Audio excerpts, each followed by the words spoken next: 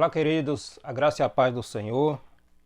Neste vídeo de hoje nós vamos falar sobre o terceiro sinal registrado no Evangelho de João, que é a cura daquele paralítico de Betesda, registrado no Evangelho de João, capítulo 5, do versículo do 1 ao 6.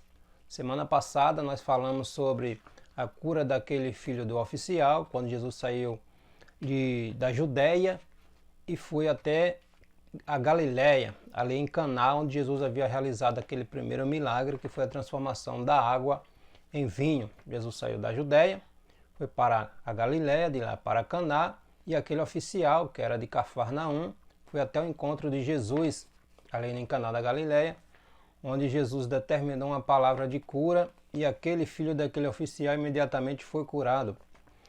E nessa sexta lição, nós estamos falando de lição de jovem, escola dominical, esse primeiro trimestre de 2022, sexta lição. Nós estamos focando, esta lição está focando o Evangelho de João, onde João aborda a divindade e a deidade do Senhor Jesus Cristo, Jesus como Filho de Deus. E nesta sexta lição estamos falando sobre o terceiro sinal, o terceiro milagre, registrado ali pelo evangelista João, que foi a cura daquele paralítico ali no tanque de Betesda. O nosso texto principal se encontra no Evangelho de João, capítulo 5, versículo 8 ao 9. Jesus disse: "Levanta-te, toma a tua cama e anda." Logo, imediatamente, aquele homem ficou são, tomou a sua cama e partiu. E era um dia de sábado. João, capítulo 5, versículo 8 e 9. A cura do paralítico de Betesda nos mostra que o Filho de Deus não tinha e não tem nenhuma limitação de qualquer natureza para realizar milagres. O nosso Senhor Jesus é soberano, é superior a tudo e a todos. Então a nossa lição vai pontuar o porquê de João registrar as várias viagens de Jesus para Jerusalém, mostrar que o paralítico teve que esperar muitos anos, 38 anos para ser curado, e reconhecer o quadro espiritual dos judeus no tempo do Senhor Jesus, ali andando sobre a Palestina, e os milagres de Jesus registrado pelo evangelista João. O nosso texto bíblico se encontra no Evangelho de João, capítulo 5, versículo do 1 ao 9.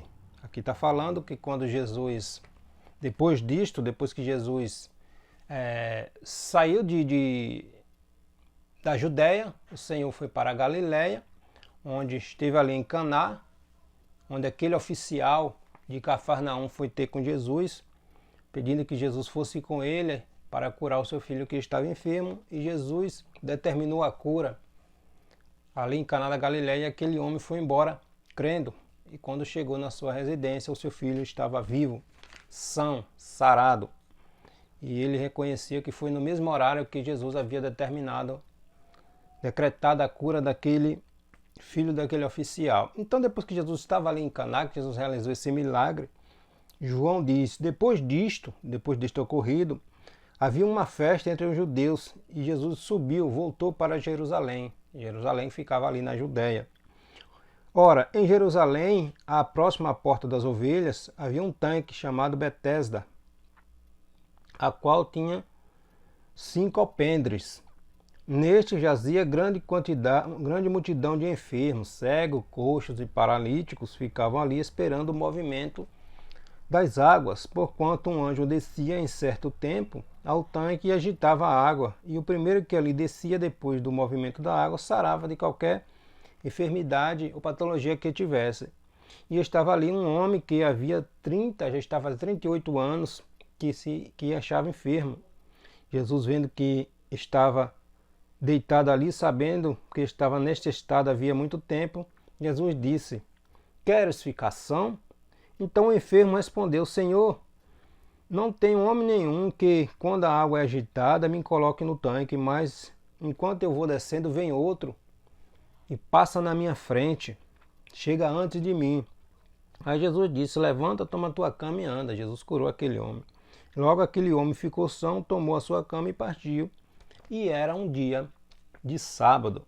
Então esse é o nosso texto bíblico, desse resumo dessa nossa lição, que nós estamos trazendo aqui neste vídeo.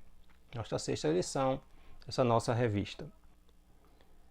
A nossa introdução dessa nossa lição pontua que o Evangelho escrito por João revela de modo muito especial a divindade, a deidade do Senhor Jesus Cristo, né? Como Filho de Deus encarnado, permitindo a nós que tenhamos um maior conhecimento da pessoa do nosso Jesus Cristo. Recapitulando, João trata no seu Evangelho da divindade do Senhor Jesus Cristo, né? Tratando Jesus como Filho de Deus, Jesus encarnado, Jesus o Verbo que se fez carne e habitou entre os homens, diferentemente dos evangelhos sinóticos Mateus, Marcos e Lucas. De volta a Jerusalém, o nosso primeiro tópico desta lição, do nosso resumo dessa lição.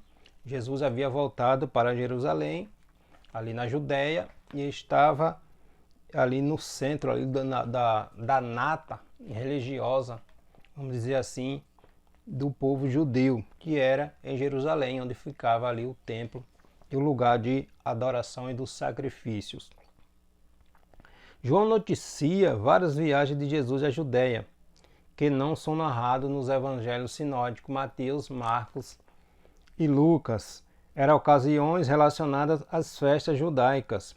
As festas judaicas, as principais festas ali do povo judeu, tem as festas da Páscoa e dos pães sem fermento, também conhecido como os pães ázimos, a festa das semanas, também chamada de Pentecoste, e a festa dos tabernáculos, que eram as principais mais conhecidas ali também. Tinha também as festas das trombetas e a festa das primícias, né? As cinco principais festas ali do povo judeu. E Jesus tinha ido ali em uma dessas festas, na ocasião que estava ocorrendo ali, em uma dessas festas ali na Judéia, ali em Jerusalém. Ali em Jerusalém. O empenho de Jesus para se revelar, nessa ocasião mostrava assim, o empenho de Jesus para se revelar à elite religiosa do judaísmo e a toda Jerusalém, né? Se bem que em determinados momentos o Senhor Jesus fazia questão de evitar aglomerações, ele pedia que não falasse que ele tinha realizado aquele milagre, enfim, porque não havia chegado o momento ainda de o Senhor se revelar, né? Mas Jesus veio para combater aquela hipocrisia daqueles religiosos e neste episódio aqui aconteceu exatamente isso. Era um dia de sábado e os líderes religiosos tentaram questionaram na verdade aquele homem, quem havia curado ele, porque havia curado no dia de sábado, porque ele estava carregando o leito que ele andava, e muita hipocrisia daqueles líderes religiosos. E o nosso Jesus veio refutar isto.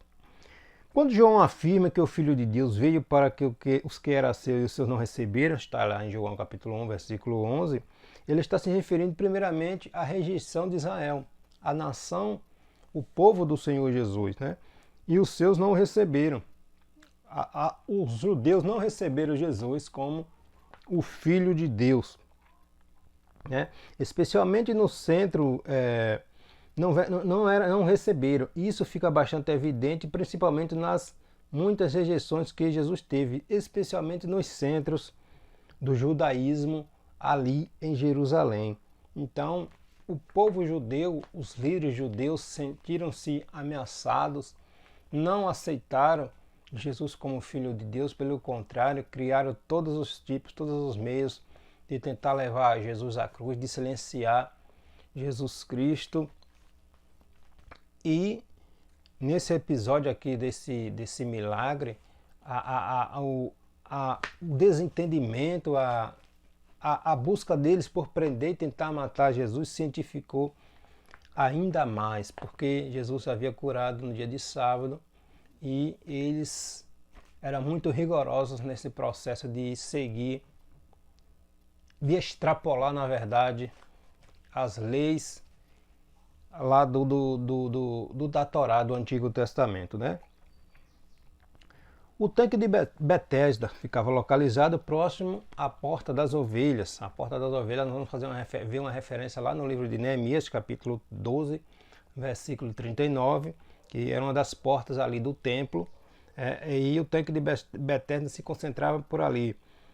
Ali se concentrava uma grande multidão, no qual esperava pela descida de um anjo que agitava as águas e fazia com que o primeiro que ali descesse sarasse de qualquer enfermidade. Então havia uma aglomeração de pessoas doentes, enfermas, que ficavam naquela expectativa de quando, segundo consta aí, o anjo descia um anjo em determinado momento, em determinada ocasião, e movia as águas.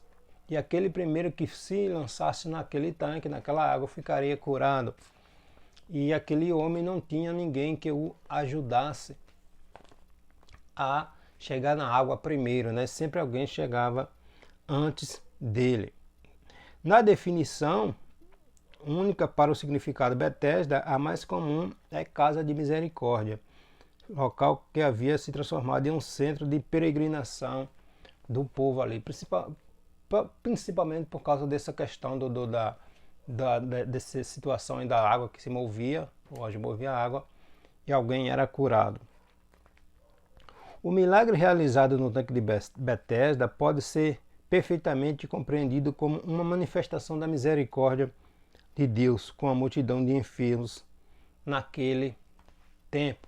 A graça de Deus havia chegado para o povo judeu, para os gentios, mas naquele período existia muitos enfermos, muitos coxos. Nós vemos isso nos relatos dos evangelhos.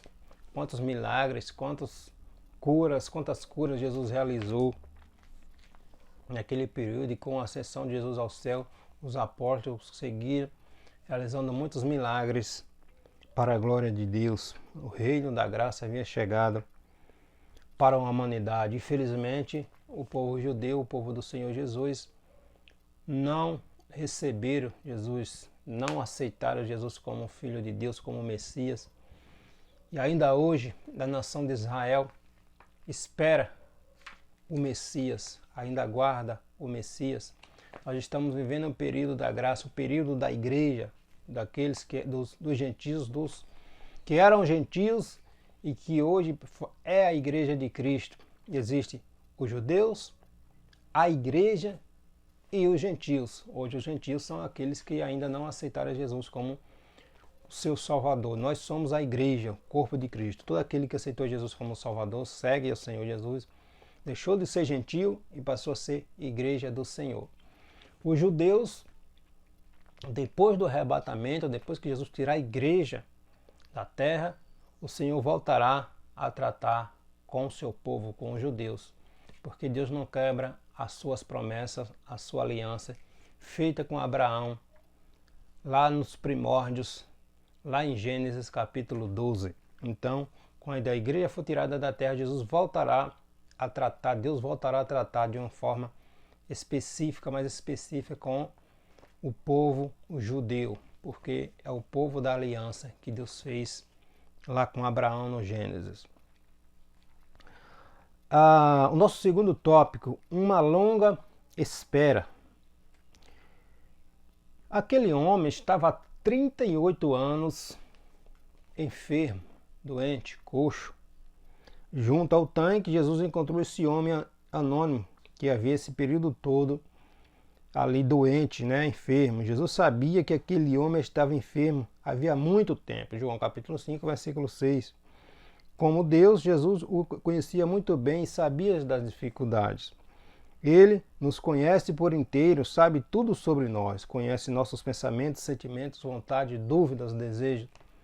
Então Jesus conhecia o estado daquele homem. O estado daquele homem. E interessante pontuar que o evangelho ali, João só registra esse único milagre realizado por Jesus ali naquele lugar. Havia muitos ali naquele tanque, naquele lugar ali esperando. Havia uma multidão ali de pessoas doentes esperando serem curadas, enfermas, coxos aleijados, mas o Evangelho de João ali nessa ocasião registra apenas a cura deste deste paralítico que estava há 38 anos naquela situação.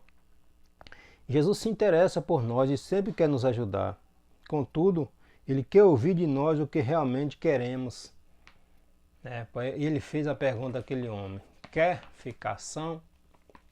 Jesus espera que conversemos com Ele, que nos abrimos com Ele, que entramos no nosso quarto, fechemos a porta do nosso quarto e confessemos tudo a Ele. Nos abrimos, nos derramemos diante da Sua presença, porque Ele quer nos ouvir. E Ele sabe de tudo que precisamos e tudo que necessitamos. Por isso temos que contar a Ele. E nessa ocasião aqui o Senhor Jesus foi ter com aquele homem e o próprio Jesus tomou a iniciativa.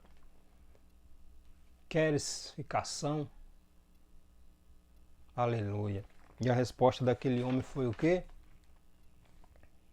Senhor, não tem ninguém que me ajude a entrar na água quando as águas são agitadas. Chega alguém sempre antes de mim e entra no tanque. Mas Jesus foi levar a cura àquele homem sem precisar dele ser lançado na água. Louvado e exaltado é o nome do Senhor.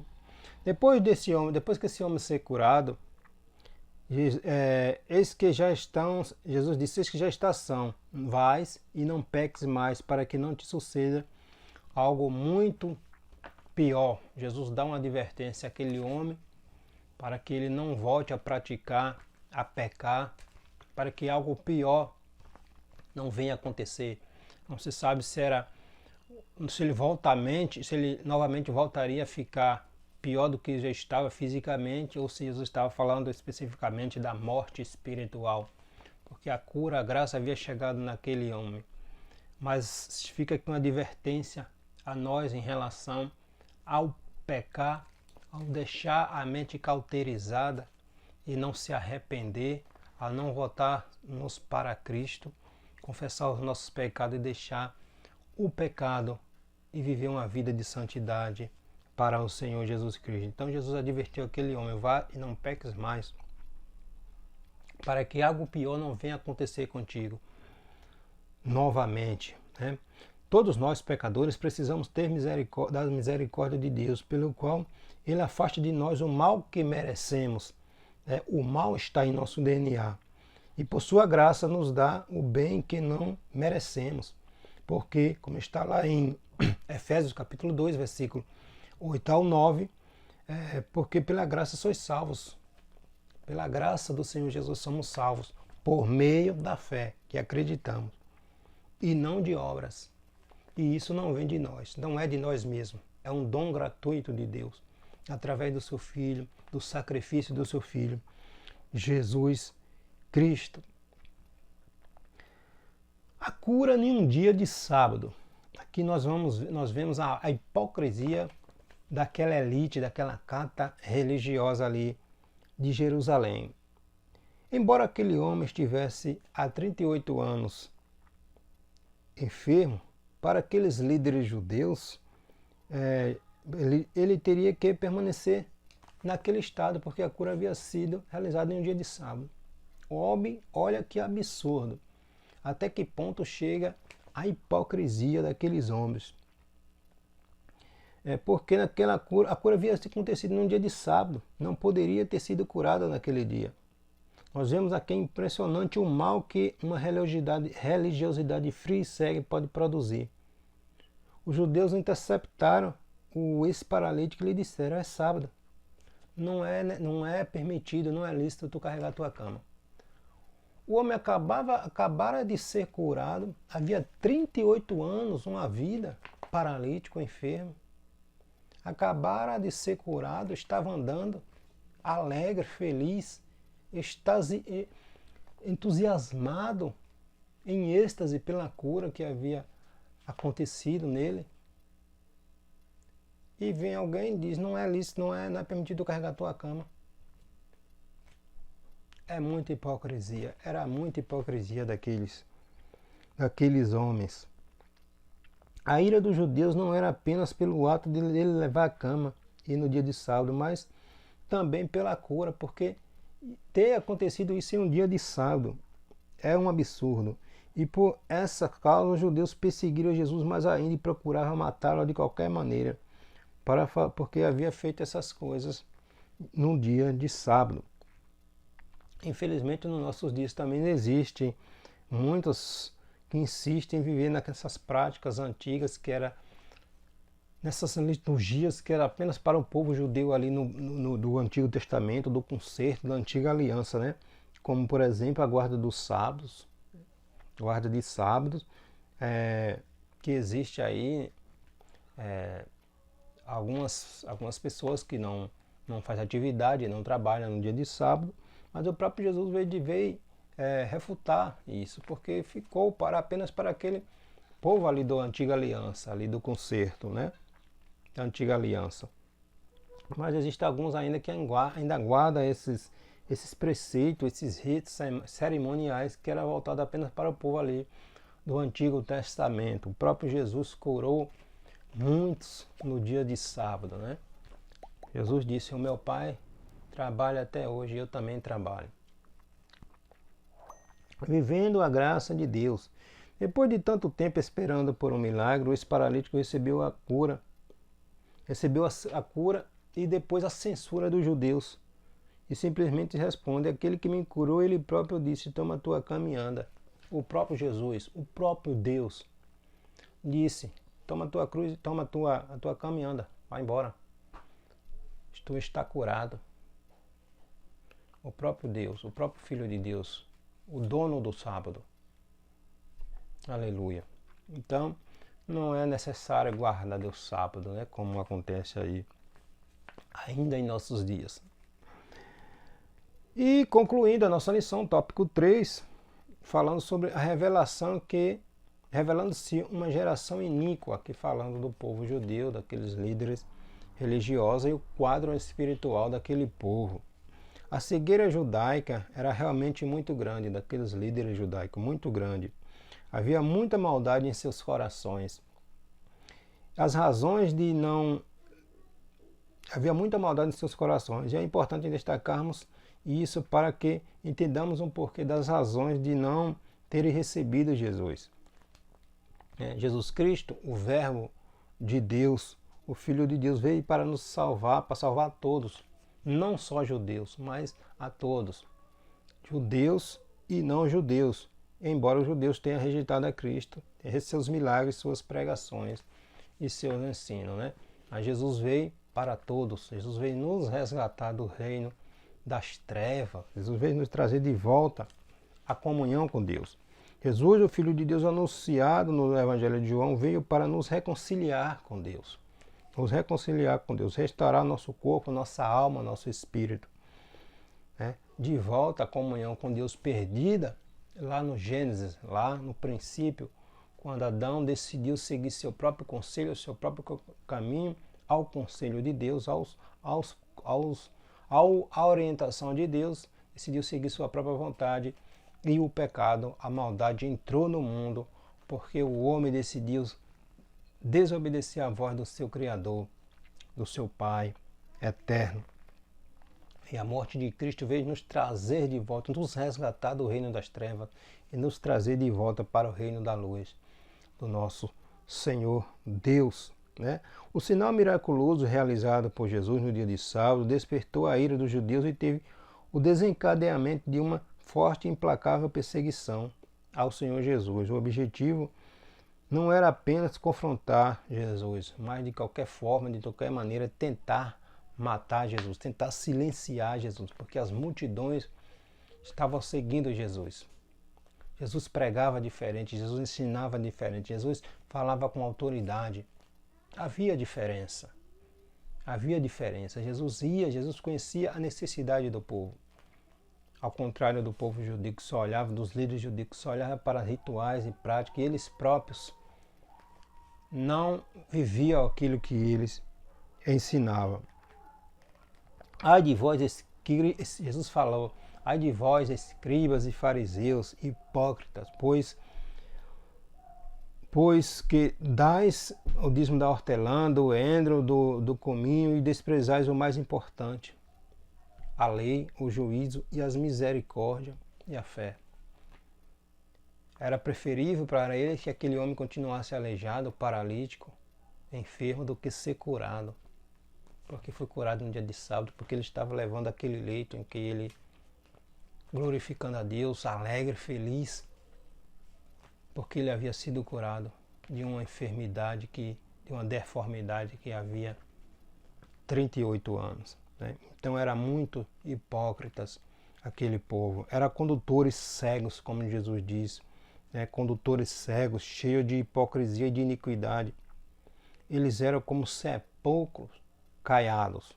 Mateus 23, 27 ao 28. João Batista chamou de raça de víboras.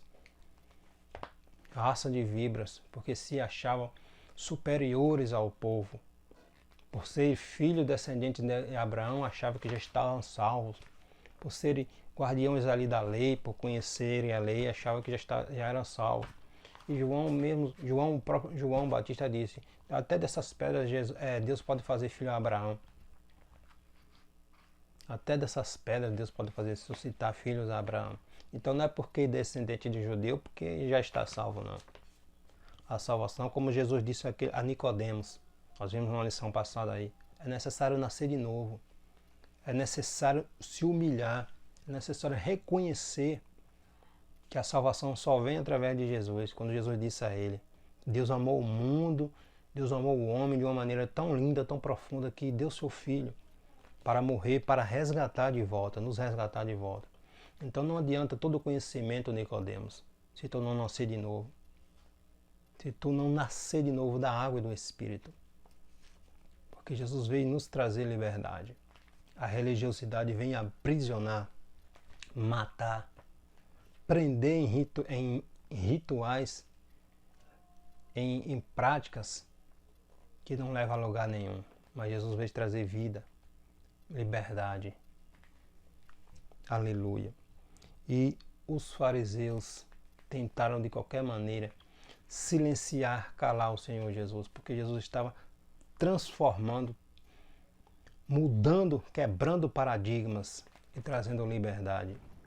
E isso estava incomodando aqueles líderes judaicos, né? Igual ao Pai, depois dessa ocasião, que eles começaram a questionar, começaram a perseguir Jesus, Jesus fala que ele fazia a vontade do Pai. Ele não veio por ele mesmo, ele fazia a vontade do Pai. Né? Apesar da fúria dos judeus em relação a Jesus, do desejo de matá-lo, a hora da sua morte, da morte do Senhor Jesus, ainda não havia chegado. Né? Na verdade, abria-se ali mais uma oportunidade para que Jesus revelasse sua divindade, sua deidade como Filho de Deus, igual ao Pai. Glorificamos a Deus, devemos glorificar o Pai, a Deus, por nos ter revelado o seu Filho, Jesus Cristo. E devemos glorificar o seu Filho, Jesus Cristo, por nos ter reconciliado novamente com Deus e ter nos dado a vida eterna, como está lá em João 5,24, quando Jesus diz, na verdade, eu vos digo que quem ouve a minha palavra e crê naquele que me enviou, quem ouve a minha palavra e crê naquele que me enviou em Deus, tem a vida eterna e não entrará na condenação, mas já passou da morte para a vida. Então esse é o nosso resumo dessa nossa sexta lição, a cura daquele paralítico que estava 38 anos ali enfermo, ali no tanque de Betesda, todos os dias, ele esperando que aquele anjo viesse, movesse as águas e ele chegasse e se precipitasse ali naquela água para ser curada, mas alguém sempre chegava antes dele. Jesus saiu ali da Galileia, foi lá para a Judéia, em uma dessas festas. Jerusalém ali estava cheio de gente, muita gente, e o Senhor falou com aquele homem, queres ficação? Ele não disse quero. Possivelmente ele não esperava que fosse ficar curado, que fosse tão fácil assim. E Jesus disse, levanta e anda. Jesus não jogou ele na água, Jesus disse, levanta e anda. Aquele homem ficou curado, alegre, pegou sua cama, saiu andando, saiu alegre, e aquela elite religiosa censurando aquele homem, preferia ver que ele ficasse aleijado a ser curado em um sábado.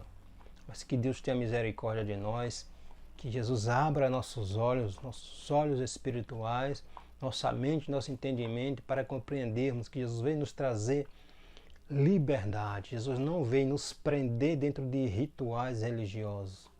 Jesus veio trazer vida, vida com abundância.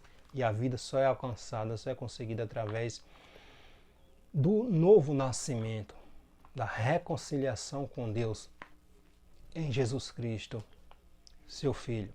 Amém? Jesus Cristo, que Deus em Cristo te abençoe e te guarde. E até um próximo vídeo.